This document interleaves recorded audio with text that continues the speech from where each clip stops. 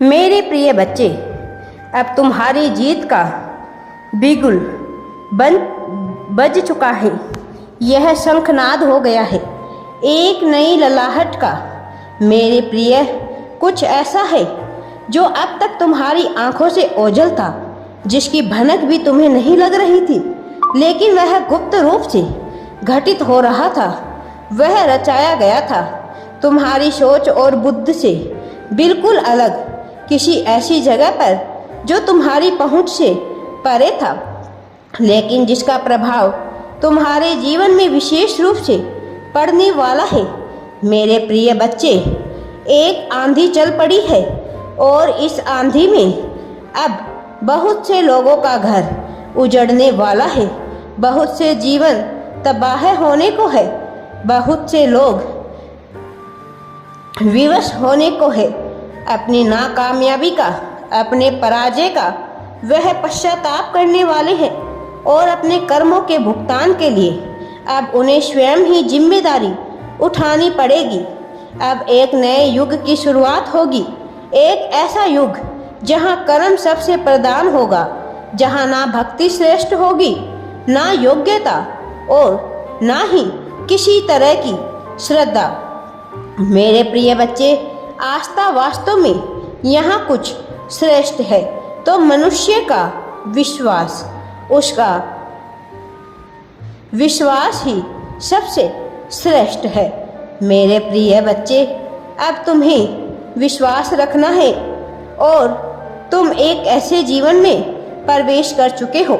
मेरे प्रिय बच्चे, विनाश की इस घड़ी में केवल कुछ ही लोग मुस्कुरा पाएंगे और उनके साथ मुस्कुराएंगे वह सारे लोग जो उनसे जुड़े हुए हैं, जो उससे प्रेम करते हैं। तुम्हारा भी नाम उसी सूची में शामिल है जो मुस्कुराने की श्रेणी में है, जो जीत का जश्न मनाने की श्रेणी में है।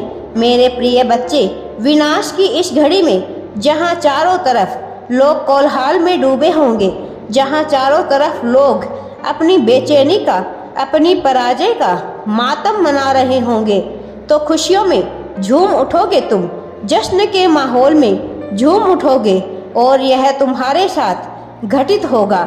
इसे कोई नहीं रोक सकता, इसे कोई टाल नहीं सकता। यह विडंबना है कि इस समय जो भीतर नहीं उतरा वह इसी संसार में फंसकर रह गया, और जो वास्तव में भीतर उतर गया वह तर जाएगा। तुम भी इस भवसागर से तरने वाले हो। तुम पर मेरी कृपा बरस चुकी है और यही कारण है कि आज तुम्हें यह विशेष संदेश हर हाल में अवश्य ही पूरा सुनना है। मेरे प्रिय बच्चे, यह संदेश सुनने से तुम्हारा जीवन बदल जाएगा। यह विषमता का युग हो चाहे समता का, लेकिन तुम्हें इस समय को गंवाना नहीं है, इसे अपने हाथ से जाने नहीं देना है। किसी भी हाल में तुम्हें इसे बीच में छोड़कर जाना नहीं है। मेरे प्रिय बच्चे, तुम्हारे लिए कई भेजे गए कुछ संकेत तुम समझ पाए और कुछ को तुम समझ नहीं पाए, लेकिन एक चीज जो अभी तक तुम समझ नहीं पा रहे हो वह तुमसे निरंतर कह रहा हूँ मैं। मेरे प्रिय, तुम्हें स्वयं को महसूस करना है और अभी तक तुम इस वाक्य की श्रेणी में ही रख पाए हो। अभी तक तुम शाब्दिक अर्थों में ही इसे देख रहे हो। तुम यह समझ नहीं पा रहे कि मैं तुमसे क्या कहना चाह रहा हूँ। मेरे प्रिय, इस संसार में जो व्यक्ति आसक्त होकर कोई कार्य करता है, फल की इच्छा की कामना कर कर जब कोई मनुष्य कोई कार्य करता है, जब मनुष्य चाहे कितने ही सत्कर्म कर ले, लेकिन ये उद्देश्य से करता है कि बदले में उसे कुछ प्राप्त होगा, तो उसके सभी सत्कर्म धूमिल हो जाते हैं, उसकी श्रेष्ठता धूमिल हो जाती है। फिर वह महान नहीं हो पाता, फिर वह योग्य नहीं हो पाता, वास्तव में वह रह जाता है तो वैसे एक साधारण मनुष्य, एक ऐसा साधारण मनुष्य जिसका जीवन किसी आम जन के जीवन से बिल्कुल भी अलग नहीं है। मैं नहीं चाहता कि तुम कभी उन साधारण मनुष्य की श्रेणी में आओ। तुम विशेष हो, तुम्हारा स्थान विशेष है, तुम्हें विशेष होने के लिए ही बनाया गया है और अपनी विशेषता को यूं जाया मत हो जाने देना।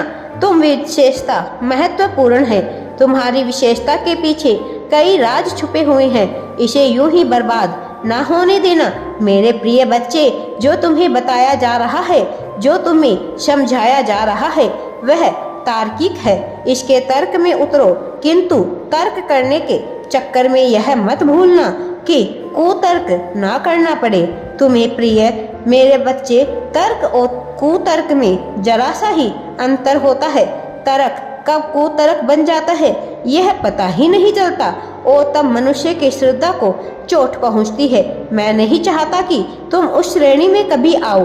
तुम जो कि जीत को अपनी ओर धीरे धीरे आकर्षित कर रहे हो, इसे पूर्णता से स्वीकार कर लो। इसे पूर्णता से अपनी ओर आकर्षित कर लो। इसकी चाल को धीमा मत होने दो। इसे समान वेग, समान गति से बहने दो। इसी में महान प्रिय बच्चे, जब तुम कुछ प्रदान किया जा रहा है तो किसी कारण से ही किया जा रहा है। यहाँ कुछ भी नीवरेस्य से नहीं है। यहाँ कुछ भी यूं ही घटित नहीं हो रहा है।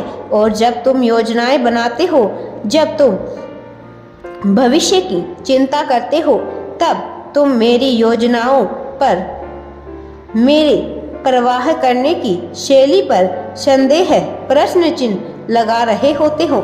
यह प्रश्न चिन्ह बड़ा ही विषाक्त होता है मेरे बच्चे। यह प्रश्न चिन्ह विभिन्न प्रकार के नकारात्मक तत्वों से घिरा हुआ दूषित होता है मेरे प्रिय। इसीलिए तुम्हें अपने आप को श्रद्धा की सर्वोच्च श्रेणी में लाना होगा। वहाँ जहाँ कोई और नहीं पहुँचता, वहाँ जहाँ तुम्हारी शैली ही सर्वश्रेष्ठ हो जाती है, वहाँ जहाँ तुम ही महान हो जाते हो मेरे प्रिय बच्चे।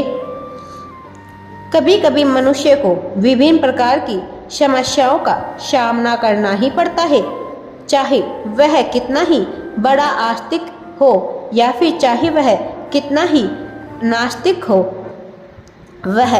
लेकिन ऐसी परिस्थिति में इसे विषमता के रूप में नहीं देखना चाहिए। इसे चुनौतियों के रूप में नहीं लेना चाहिए, बल्कि ईश्वर की मर्जी समझकर उसका सामना करना चाहिए।